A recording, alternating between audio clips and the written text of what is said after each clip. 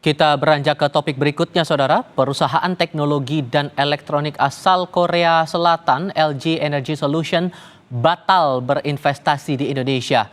Menteri Investasi dan Hilirisasi sekaligus Kepala BKPM Roshan Roslani bilang ini kemauan pemerintah Indonesia.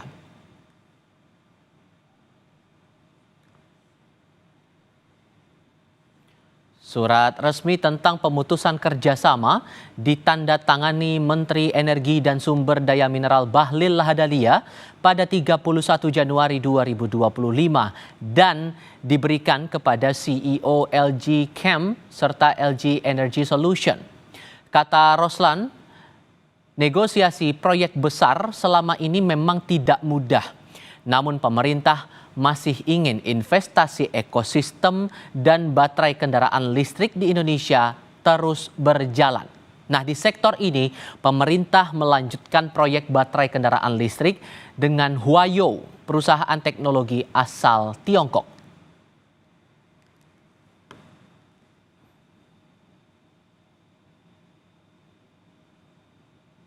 Dari sana memutus sebetulnya untuk lebih tepatnya sebetulnya dari kami yang memutus. Itu berdasarkan surat tanggal 31 Januari 2025 yang diterbitkan oleh Kementerian Energi dan Mineral Resources Republik Indonesia.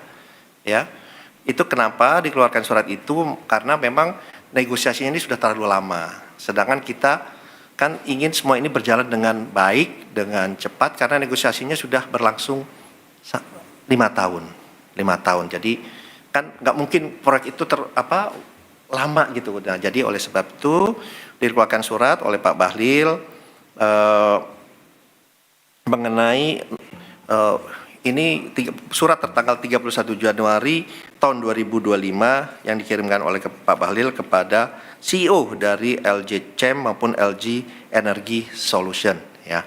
Jadi surat itu dikeluarkan karena memang dari Huayou itu memang berminat untuk berinvestasi karena mereka juga teknologinya juga sudah ada dan mereka hanya mereplace atau menggantikan posisi dari LG. Presiden Prabowo Subianto merespons kabar batalnya investasi perusahaan LG Energy Solution di Indonesia senilai hampir 130 triliun rupiah. Dengan santai, Presiden mengatakan, tenang saja, Indonesia besar, Indonesia kuat. Soal LG hengkang, Pak? Perusahaan LG hengkang dari Indonesia.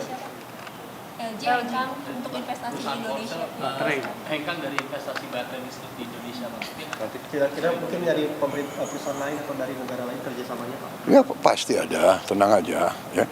Indonesia besar, Indonesia kuat, ya. Indonesia cerah.